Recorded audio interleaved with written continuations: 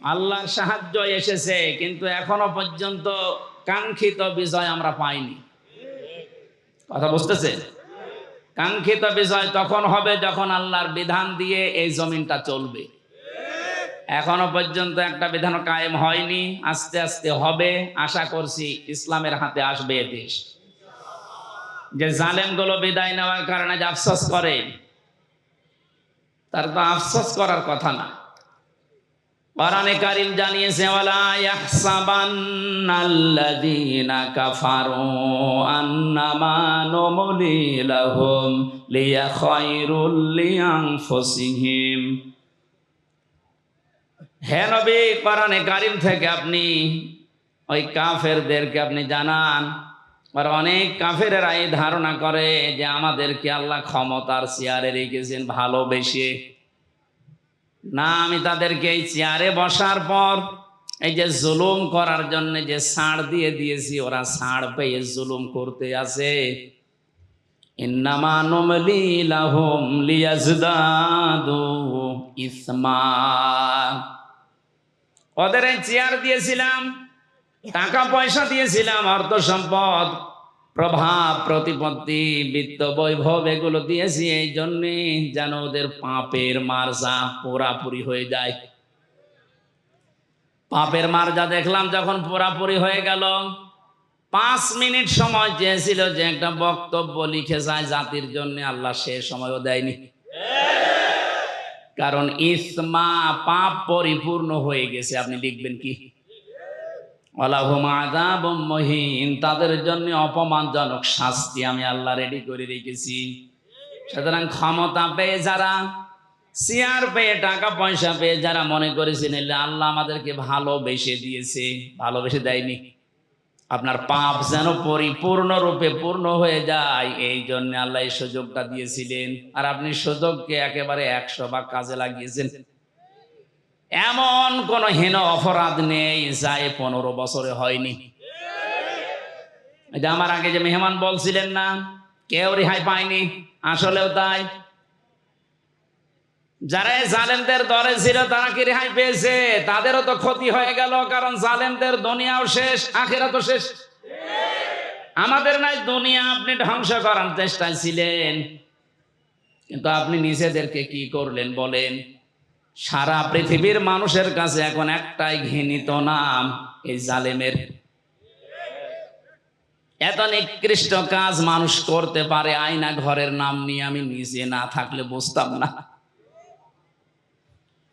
উপদেষ্টা আসিফ মাহমুদ কয়েকদিন আগে ঘোষণা দিয়েছে, আয়না ঘর বাংলাদেশে যত জায়গায় আছে একটাও যেন ভেঙে ফেলা না হয়। এটা রেখে দেন। সারা পৃথিবীর মানুষরা দুনিয়া এখানে আসবে দেখার জন্য যে বাংলাদেশে কি আছে, তারা যেন আয়না ঘর দেখে যায়। কিয়ামত পর্যন্ত পৃথিবীর মানুষেরা জানবে যে বাংলাদেশেও একজন জালেম ছিল। ওরা মনে করেছিল আল্লাহ আমাদের ভালোবেসে দিয়েছে। সূরা আলে ইমরান 4 নম্বর পারার 12 নম্বর পৃষ্ঠা 7 নম্বর লাইনে আয়াতটি আছে। কাফেররা ধারণা করে যে আল্লাহ আমাদেরকে ভালোবেসে এগুলো সব দিয়ে রেখেছে। আমি যখন প্রথম গ্রেফতার হই ওই 11 সালে, ওসি সাহেব আমার থানায় নিয়ে বসে, হুজুর ক্ষমতার মালিক কে? আল্লাহ। আল্লাহ ক্ষমতার মালিক। সূরা আলে ইমরানের 26 নম্বর আয়াত পড়ে ব্যাখ্যা করেন। কি ব্যাখ্যা করব? উনি নিজে দেখলাম পড়লো, কুলিল্লাহুম্মা মালিকাল মুলকি তুতিল মুলকা মান তাশা ওয়া তুইজ্জু মান তাশা ওয়া তুযিল্লু মান তাশা। আল্লাহ পাক বলেন, নবী আপনি বলেন ক্ষমতার মালিক আমি আল্লাহ, যাকে ইচ্ছা দেই, যাকে ইচ্ছা ওখান থেকে নামিয়ে দেই। তো এখন যিনি আছেন তাকে তো আল্লাহ ভালোবেসেই দিয়েছে। আপনারা লাফালাফি করেন কেন? কথা তো ঠিকই, আল্লাহ তো দিয়েছে তারে, কারণ উনি যারে ইচ্ছা তারে দেয়, যারে ইচ্ছা নামিয়ে দেয়। এই জন্য কোরআনে কারীম যারা আমরা শুনতে আজ এসেছি ইবাদত মনে করি, যেভাবে ইবাদত করা লাগে আমি আবার বলছি, আল্লাহ যেন ওইভাবে আজকের 1-1.5 ঘন্টা ইবাদত হিসাবে তিনি লিখে দেন। বলেন আমিন। আপনারে উঠতে দেরি, আমি তো 1:30টার সময় ছাদের উপরে থেকে দেখছিলাম, একজন আমারে বলছে কিছুক্ষণ পরে সেনাবাহিনী বসেছে, ঘোষণা আসবে। তারপর ওই সময় গুলি চলছিল, 14 জন আমার সামনেই মারা গেছে 5 তারিখে। 1:30টার পরেই কিছুক্ষণ পরে 2টায় উনি ভাষণ দেবে, হলো না 3টায় দেবে, হলো না 4টায় দেবে সেনাবাহিনীর প্রধান।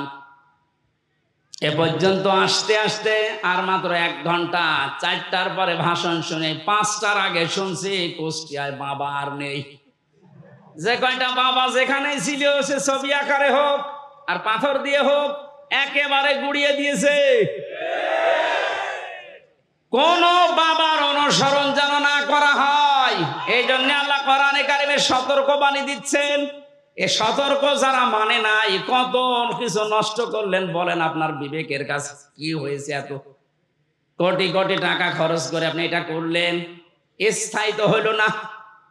ঘন্টা ব্যাপী সময় লাগে না, যে যেটা দিয়ে পেরেছে ভেঙেছে। অনেকে ভাঙতে না পারলে প্রসাব করিস। আমি কাবা শরীফে যখন তাওয়াফ করছিলাম, ওপরে ওঠার পরে আমার পেটে হঠাৎ ব্যথা। এক পুলিশকে জিজ্ঞাসা করলাম, ভাই এতক্ষণ তো ভালোই ছিলাম, 7 চক্কর দিলাম, কিছু হইল না, এ কোন জায়গায় আসলাম, পেটে ব্যথা করছে। পুলিশ আমারে বলছে, ইয়া হাজি উল হজ্জা দায়না বিলা দোকান। ও হাজিবার দেশ কোথায়? যে তুমি বাংলাদেশ। বাংলাদেশ থেকে এসেছি। ওনার ভাষা দিয়ে আমারে বলছে, আপনি জানেন না এটা কোন জায়গা? না তো। আবু জেহেলের বাড়ি। আপনি এখনো পায়খানা না করে দাঁড়িয়ে আছেন, তাড়াতাড়ি করেন। সত্যি কথা বলছি, পায়খানা করে দেখে আমার পেটের ব্যথা ভালো হয়ে গেছে। আল্লাহ আমাকে যেন জানাতে চাচ্ছিল, হামজা ওই সময় 3.5 লাখ টাকা লাগবে 16 সালে। এত টাকা খরচ করে আসলে আরো শয়তানের মুখে পায়খানা না করে চলে যাওয়া। তাড়াতাড়ি করো। পেটের ব্যথা দিয়েছিল কে? কথা বলেন না কেন? এত দামি জায়গা কাবার পাশে। আমার মনে হয় কাবা শরীফ থেকে আবু জেহেলের বাড়ি কাছে, এরপরে নবীর বাড়ি, তাই না? কাবার পাশে যে জায়গা, তার দাম বেশি না কম? বেশি। মানে আপনি এখন 1 কাঠা কিনে দেখেন তো, এত দামি জায়গা। আল্লাহর কোরআনের বিরুদ্ধে যাওয়ার কারণে, কোরআনের বিরুদ্ধে অবস্থান নেওয়ার কারণে ওর বাড়ি যদি পায়খানা হতে পারে। এদেশে যারা জালেম, কোরআনের বিরুদ্ধে যারা অবস্থান নিয়ে আল্লাহর বর্ণিত ইব্রাহিম বাদ দিয়ে অন্য কাউকে যারা বসাতে চেয়েছিল, আমার তো মনে হয় ওই বাড়ি ঘরগুলো এখন বিশ্ব আন্তর্জাতিক টয়লেট বানানো দরকার। মানুষ যেন ওখানে যে পেটে ব্যথা উঠলে কাম সারতে পারে। কারণ এই জায়গাগুলো অভিশপ্ত। জালেমরা যেখানে থাকে এই জায়গাটা হয়ে যায় অভিশপ্ত। আমরা মিনা থেকে মুজদালিফায় যাওয়ার আগে দেখেছি বারবার যারা পেছনে থাকে বলে এখান থেকে দৌড়ান। কেন? কারণ এটা জায়গাটা গজবের জায়গা। গজবের কিছু জায়গা আছে যেখানে জালেমেরা বসবাস করে, জায়গাটাই আল্লাহ গজবের জায়গা বানিয়ে দেয়। আর আমার তো মনে হচ্ছে এই দেশটায় যারা জুলুম করেছে, 1734 জন মানুষ ছিল মেন দায়িত্বে। এদের অধিকাংশ বসবাসের জায়গাগুলো এখন গজবের জায়গা। আজ অনেক জালেম এখন মাঝে মাঝে কল দেয় যে, হুজুর আপনি যা বলেন এর জন্য তো আমারও ভয় লাগে, আতঙ্ক লাগে, আপনি আমার নাম বলে দেন কেন? আমি তো সেরকম কিছু করি না। কিচ্ছু করেন না। আপনি নিজেই বলতেন যে হুজুর আপনার দোষ নেই, আমি জানি। জানেন আপনি, আপনাকে একটু যদি সাহায্য করতেন, উপরে যে কয়টা স্যার আছে আপনার যদি বলতেন যে কিচ্ছু জানেন এ বিষয়ে, আমার তো দায়িত্ব দিয়েছেন রিমান্ডের, কিছু পাইনি, কি করব, একটু নরমাল করে দেই, তাহলে আমার 3 বছর থাকা লাগে না। আপনি উপরে উপরে বলতেন আর ভেতরে যে এমন এমন কথা লাগাতেন, ওরা নিজেরা আপনারে বলতো পিটান, হুজুরে পিটান। আমি নাম আর নেই না, নামও নিচ্ছি না, কিন্তু আপনি যা করেছেন বিবেকের কাছে আপনি জিজ্ঞাসা করেন, আপনি ঘুমাতে পারবেন না। কোরআনে কারীম দিয়ে সতর্ক করা দরকার, শুধু মক্কা মদিনা না, তামাম পৃথিবী। এজন্য আলেম যারা দাবি করে, নবীর ওয়ারিস যারা, এই দাবিদার মানুষগুলোর উচিত পেছনের দিকে না তাকিয়ে কোরআন দিয়ে তামাম দুনিয়া চষে বেড়ানো। আল্লাহ ওই দায়িত্ব এখন আলেমদেরকে, এই ছোট্ট গোলাম হামজাকেও দিয়েছে, আমি যেন ইখলাসের সাথে পরিপূর্ণভাবে পালন করার চেষ্টা করতে পারি, বলেন আমিন। আল্লাহ রাব্বুল আলামিন এর পরে জানিয়েছেন ওয়াতুনদিরা ইয়াউমাল জামিঈ লা রাইবা ফীহি ফারিকুন ফিল জান্নাতি ওয়া ফারিকুন ফিস সাঈর। এখানে দুইটা তথ্য আছে। এতদিন একটা ভ্রান্ত ধারণায় ছিলেন, আশা করছি ওটা মিটবে, বিশেষ করে আলেমরা। আপনারা আছেন তো? অতন্তির ভয় দেখাও, ইয়াউমাল জামিঈ লা রাইবা ফীহি, ওই দিন সম্পর্কে ভয় দেখাও মানুষদেরকে, যেই দিনের কোনো সন্দেহ নেই। আর আমরা সবাই এখন থেকে জানছি ওই দিনের নাম কিয়ামতের দিন। কোন দিন? এমন একটা ভয়াবহ আল্লাহ পাক তৈরি করেছেন কিয়ামতের এই দিনটাকে। রব্বুল আলামিন বলেন ওয়ালা ইয়াসালু হামিমুন হামিমা, সেই দিন বন্ধু বন্ধুর সামনে প্রশ্ন করবে। ইউবাসসারুনাহুম, তাদেরকে যখন দৃষ্টিগোচর করা হবে এর সামনে ওকে, এই সামনাসামনি যখন মানুষ আসবে, লাউ ইয়াফতাদি মিন আযাবি ইয়াউমিযিন বিবানি, আল্লাহর কাছে নিজের সন্তান পর্যন্ত দিয়ে বলবে আল্লাহ এটা আমি দিয়ে দিলাম, আমারে মুক্তি দাও, এইটা মুক্তিপণ। এটা কি? জেলখানায় থাকাকালীন এই সাবজেক্টটা আমাকে পড়িয়েছিল এটিএম আজহার সাহেব, উনি এখনো ভেতরে আছে। আমার একবার ডাক দিয়ে বলছে, হামজা তুমি তো বিভিন্ন বই পড়ো, বাইরে তো যাবা চলে, এক কাজ করো, প্রোডাক্টিভ মুসলিম আমার কাছে আছে, এ জেলার আর সোপার হিন্দু, ও আসলে বই কেড়ে নিয়ে চলে যায়। তোমার দ্বারা যেহেতু প্রচার হবে জাতির ভেতরে, বইটা নিয়ে যাও, এই যে এই চ্যাপ্টার গুলো পড়ে মানুষকে শোনাবা। তার ভেতরে মুক্তিপণ এটা ছিল। ওটা যখন পড়ছিলাম আমার মনে হচ্ছে কিয়ামত আমার সামনে আল্লাহ তুলে ধরেছে। আমি দেখে দেখে বলছি কোরআনে কারীম, আল্লাহ রাব্বুল আলামিন বলেন লাউ ইয়াফতাদি মিন আযাবি লাউ ইয়াওয়াদ্দুল মুজরিমু লাউ ইয়াফতাদি মিন আযাবি ইয়াউমিযিন বিবানি। এই যে কিয়ামতের সতর্কবাণী আল্লাহ শোনাতে বললেন কেন? কারণ এই ময়দানে মুক্তিপণ হিসাবে মানুষ তার সন্তানকে দিতে চাইবে। আয়াতটা পড়ার পরে আমার ওই ছোট মেয়েটার কথা মনে হচ্ছিল, ওরা আমি 7-8 মাস রেখে এসেছিলাম, এখন বয়স প্রায় 4 বছর। মাঝে মাঝে ওর কথা মনে হতো, আমি যেহেতু যোগাযোগ বিচ্ছিন্ন ছিলাম, ভেতরে কোনো যোগাযোগ ছিল না। ফাঁসির কন্ডেম সেলের ভেতরে 24 ঘন্টা তালা লাগানো, এদিকে 2.5 হাত, এদিকে 3.5 হাত, 24 ঘন্টা মনে হতো জিন্দা কবরে বসে আছি। যখন এই বইটা পেয়ে আয়াতটা মিলাচ্ছিলাম, আল্লাহ কিয়ামতে কি এমন তৈরি করবা যে আমার ওই ফারিহাকেও তোমারে আমার দিয়ে দেওয়া লাগবে, যে আল্লাহ মুক্তিপণ দিলাম, না এটা আমার বিশ্বাস হচ্ছে না। কি এমন সালসালা অবস্থা পয়দা হবে, আপনি নিজের সাথে এবার মিলান তো, যে আমার মতো হামজা, আমার সবচাইতে প্রিয় যেটা আল্লাহ রসুলের পরে আমার মা বাবার চাইতেও আমার কাছে প্রিয় এই ফারিহা, ওরে পর্যন্ত বলা লাগবে আল্লাহ একেও দিয়ে দিলাম, তুমি আমারে বাঁচাও। আল্লাহ এতটুকু শেষ করেননি। আপনি কথা শুনতে যেমন সহজ মনে হচ্ছে, বাস্তবে কি প্র্যাকটিক্যাল লাইফে এত সহজ হবে এটা? সব চাইতে আমি বললাম আল্লাহ রসুলের পরে আমি পৃথিবীতে সব চাইতে বেশি ভালোবাসি আমার ছোট মেয়েটাকে। বড়টার প্রতি অত মহব্বত এখন আর নেই, ছোটটার প্রতি যত বেশি। অথচ আল্লাহ বলেন বিবানি, তোর এই ফারিহাকেও বলবি যে আল্লাহ দিয়ে দিলাম, তুমি আমারে বাঁচাও, এর যা করবা করো। বাস্তবে আপনি দেখেননি এই বন্যায় কত মানুষ ভেসে যাচ্ছে, অথচ নিজের 2 মাস 5 মাস 1 বছরের বাচ্চাকে বুকের উপরে নিয়ে নিজে ভাসতে ভাসতে মরে গেছে। বাচ্চা বেশি আছে, এই কথা বলছেন কেন? এত বড় কঠিন বন্যায় নিজের জীবন দিয়ে দিল, তাও বাচ্চাকে বাঁচিয়ে রেখেছে তক্তা হয়ে। আর আল্লাহ বলেন না, এমন অবস্থা করব তোর ওই ফারিহাকে বলবে আল্লাহ তুমি তাড়াতাড়ি এরে নাও, আমারে বাঁচাও। ওয়াসাহিবাতিহি ওয়া আখি, সাহেব শব্দের দুইটা অর্থ হয়, এক নম্বরে স্ত্রী, দুই নম্বরে বন্ধু বান্ধব। ওয়াখিহি, এবং তার ভাই। এই ভাই মানে শুধু আপন ভাই না, এ ভাই মানে দলীয় ভাই আছে। দলীয় ভাই দেশে নেই? এক কথা বলেন না কেন? বড় ভাই আছে, মেজ ভাই আছে, ছোট ভাই আছে। ঘর বানাতে যাবেন, এক দল এসে বলবে বড় ভাই পাঠিয়েছে। নাই রাজশাহী, নওগাঁ এসব নেই? আমার কোস্টিয়াম এটা ছিল, আমি যখন বাড়ি আরম্ভ করছিলাম ওই 19 সালে, একদল এসে বলছে বড় ভাই পাঠিয়েছে, মিষ্টি খেতে দেন, দিলাম। কিছুদিন পরে এসে বলছে ছোট ভাই পাঠিয়েছে, মিষ্টি খেতে দেন। ভাই কত তোমাদের? আল্লাহ বলেন কিয়ামতের ওই কঠিন দিনে যেটা সম্পর্কে সতর্ক করতে বলছি নবী, ওই দিন সে তার এই ভাইকে পর্যন্ত যত রকমের ভাই বলবে আল্লাহ দিয়ে দিলাম, এদেরকে নেন, আমারে বাঁচান।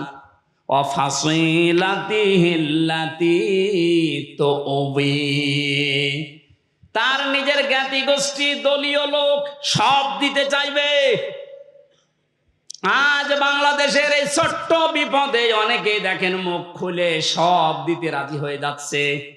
কালকে একজনকে শুধু ডিম দেয়নি, শুধু ডিম দেখিয়েছে, তাইও বলছে আমার যা আছে সব নিয়ে যান, ডিম দেবেন না।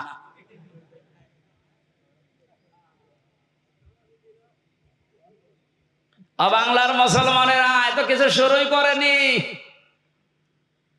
আপনি এতটুকুতে উল্টা পাল্টা মন্তব্য করছেন, এতটুকুতে আপনার মায়া উতলিয়ে পড়ে।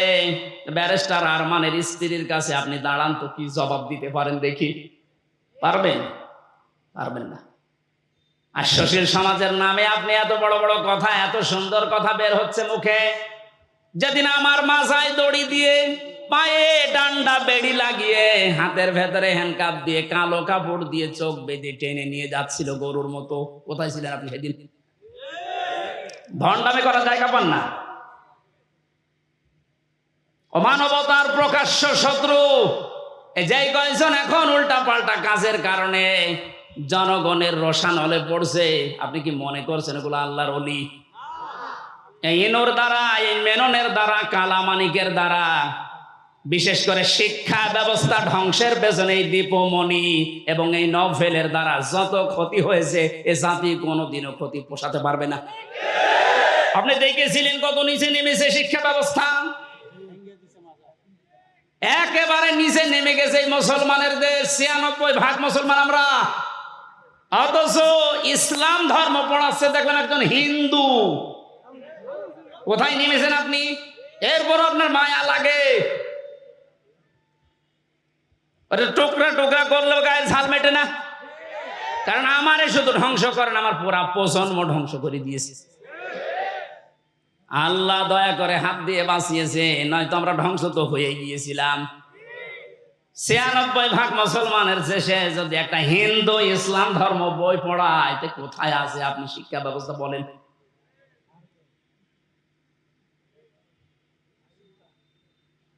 একটু শুধু উপর দিয়ে একটু ডিম মারে, আপনার সহ্য হয় না। আর আমার মাথায় দড়ি দিয়ে যে ছাগলের মতো টেনে নিয়ে গেল, তখন আপনার সহ্য হলো কি করে?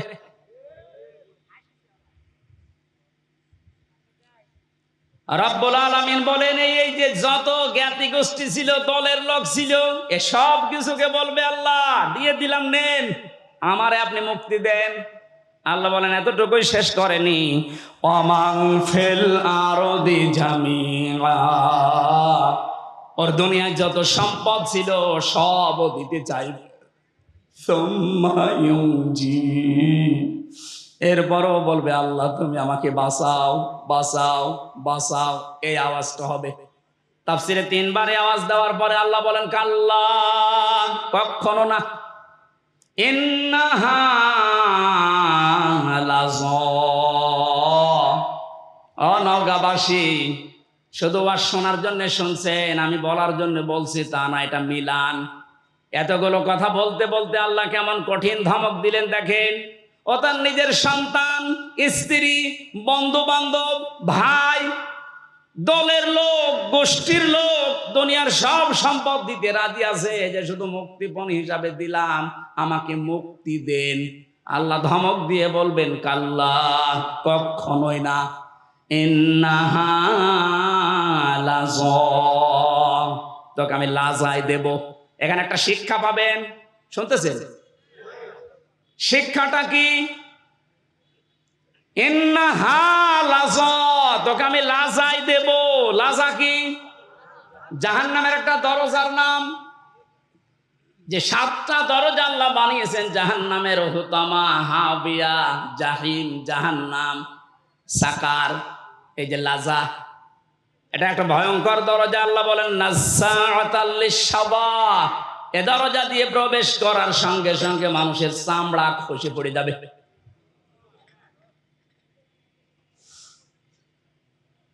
ওয়াজ বাড়ি নিয়ে যাওয়া না, এখানে পর্যন্ত রাখেন।